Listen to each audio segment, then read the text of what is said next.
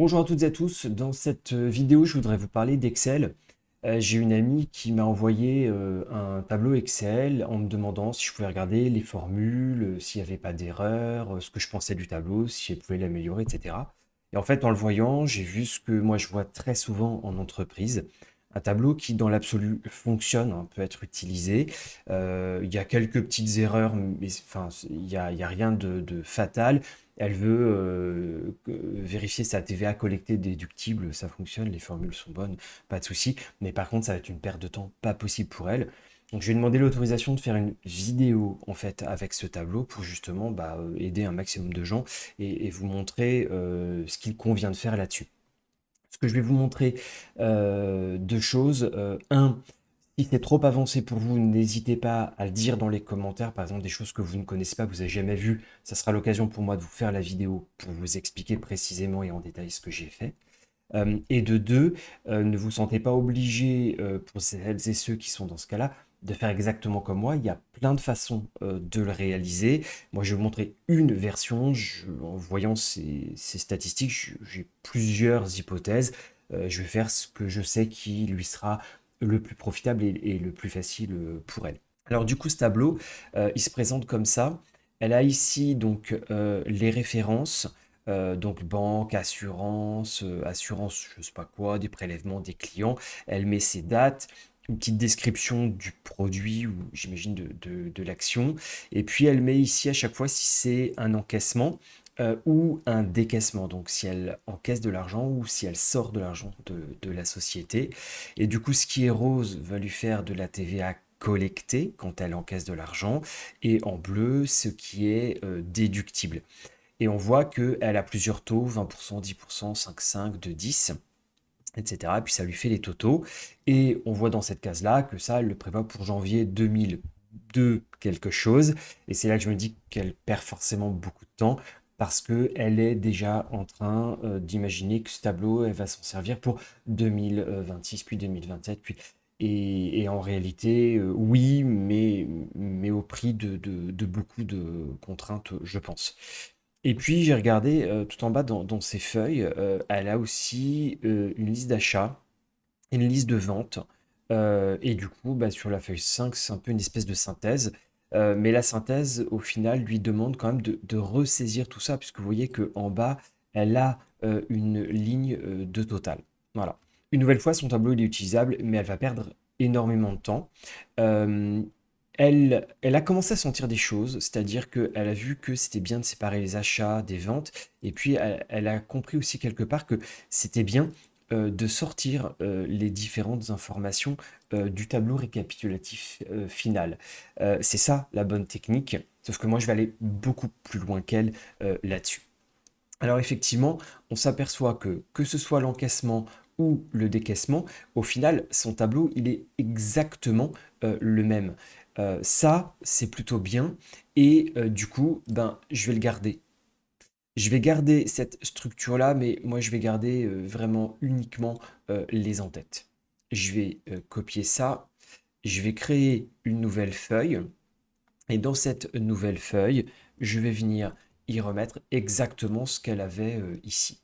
Alors, la description, elle est sur X colonnes, pas d'intérêt pour moi, donc dans l'accueil, je vais venir défusionner ça, ça ne m'intéresse pas. Je vais enlever ces colonnes-là et je vais vraiment juste garder l'essentiel. Je prends tout le tableau, double-clic entre deux colonnes, ça me permet de réajuster.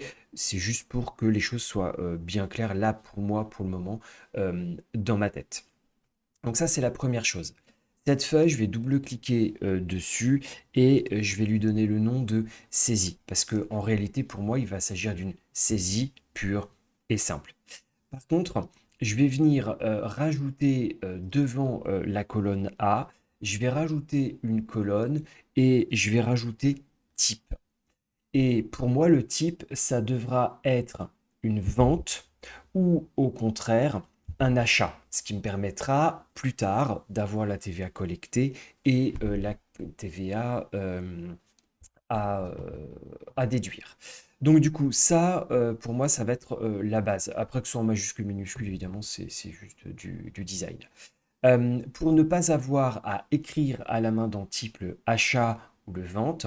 Je vais créer ici une nouvelle feuille. Cette nouvelle feuille, je vais l'appeler paramètres. Et dans mes paramètres, je vais justement mettre des types. Et le type, je vais mettre achat et vente. Voilà. Du coup, dans la feuille de saisie, je vais prendre toute la colonne A, à l'exception de l'entête, et je vais aller dans les données pour valider mes données et je vais lui imposer de choisir une liste. Cette liste, je vais aller la chercher directement dans mes paramètres et je vais prendre toute la colonne A. L'avantage, c'est que si demain il y avait un autre type d'opération, ça évoluerait gentiment sans que j'ai besoin de faire quoi que ce soit. Donc du coup, maintenant, quand elle va saisir quelque chose, elle devra choisir un type, achat ou vente. Donc au final, je me dis que ces taux de TVA, c'est pareil. Si vous vous souvenez, les taux de TVA, elle a ça. Ben du coup, je vais faire exactement pareil, c'est-à-dire que je vais copier ces informations et je vais aller les mettre ici dans les paramètres. Et du coup, vous avez vu, j'ai collé uniquement les données. J'ai collé uniquement les données parce que comme beaucoup de professionnels, quand elle a saisi taux normal ou taux intermédiaire, en réalité, là, il y a une colonne hop, qui est vide. On évite ça, donc je vais enlever cette colonne-là. Par contre, je vais lui remettre ici son type de données, c'est-à-dire le pourcentage.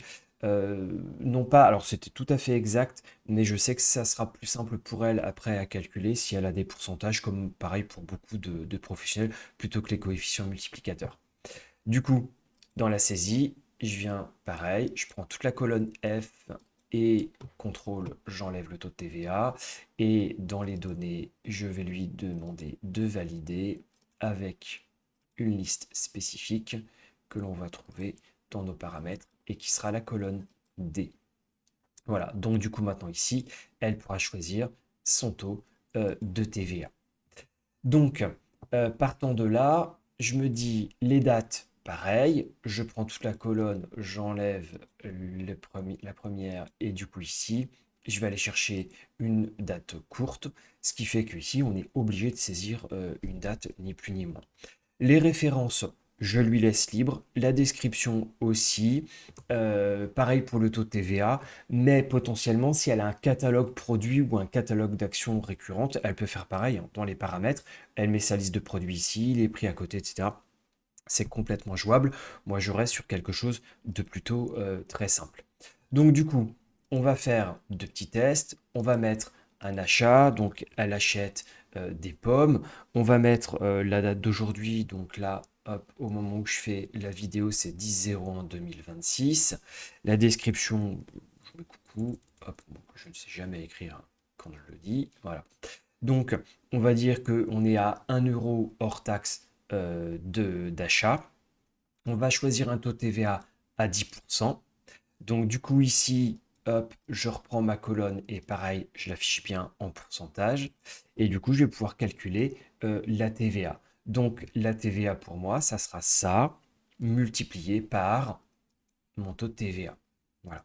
Donc, du coup, ça me donne ça, qui est un montant évidemment en euros, de même que ça. Donc, E, G et H, je les passe en monétaire. Ce qui fait que le TTC, ça sera pour moi le hors-taxe plus le montant de TVA calculé. Voilà. Donc, ça me donne ça.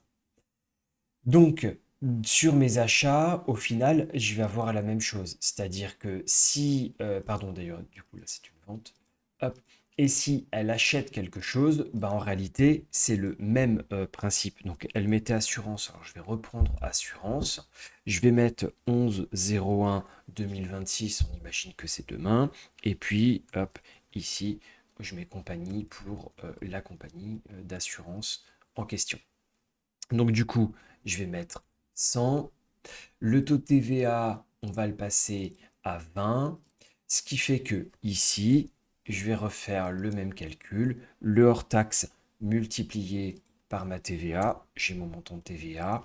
Et du coup, le TTC, ça sera forcément ça plus ça. Donc au final, ça fonctionne bien de la même façon. Sauf que d'un côté, j'ai une vente et de l'autre côté, j'ai un achat. On pourrait le multiplier autant qu'on veut, ça, mais sur le principe, ça nous suffit pour faire notre petit bilan. Alors du coup, je crée une nouvelle feuille et je vais venir y faire le bilan. Parce que l'idée, c'est bien ça, je saisis et j'ai un bilan. Les paramètres, je ne suis pas censé y toucher. Et sur le bilan, je vais venir utiliser ce tableau qui a un avantage. J'ai commencé en A1, il n'y a pas de ligne avant, il n'y a pas de colonne avant. Ça veut dire que la machine va pouvoir m'aider. Si je prends tout ça, je vais pouvoir venir insérer un tableau croisé dynamique. Ce tableau croisé dynamique va faire tout un tas de calculs pour moi de manière dynamique, c'est-à-dire que je pourrais changer de mois en mois de manière très simple. Je vais me mettre sur une feuille existante et évidemment, vous l'aurez compris, ma feuille en A1, c'est la feuille de bilan. Voilà. Et du coup, j'ai mon tableau croisé dynamique qui est là. Donc maintenant, à charge pour moi de venir faire le bilan de ma TVA. Qu'est-ce que j'ai en TVA à payer? Qu'est-ce que j'ai en TVA déductible? Donc, pour moi, la différence, donc, c'est bien à chaque fois la TVA que j'ai calculée, et c'est bien une somme. 20,1, ça correspond bien à la TVA en achat et la TVA en vente, sauf que justement, moi, c'est l'écart entre les deux qui va m'intéresser. Donc sur mon bilan, je reclique sur mon tableau croisé dynamique et ici, je vais venir rajouter le type. Ce qui me permet de dire que en achat, j'ai eu 20 en TVA et en vente 0,1. Ce qui me permet de me faire un calcul très simple. Là, en l'occurrence, j'ai investi 20 euros de TVA, donc j'ai 20 euros de TVA déductible et j'ai fait une vente à 0,1, donc j'ai un excédent de TVA à récupérer. Voilà. L'autre avantage de cette petite technique, c'est qu'on a aussi la date. Donc la date, je vais venir la mettre ici et elle peut me servir de filtre. Donc là, j'ai 10 janvier et 11 janvier. Je vous propose de venir rajouter sur notre saisie des mois différents. Donc, on va faire des ventes puisque, a priori, on est quand même censé être des vendeurs. Donc, je mets du n'importe quoi ici. Je vous laisse imaginer. Pareil ici, je vais même pas remplir, hein. Je vais pas m'embêter du tout. Je vais mettre 67, 89 et 34.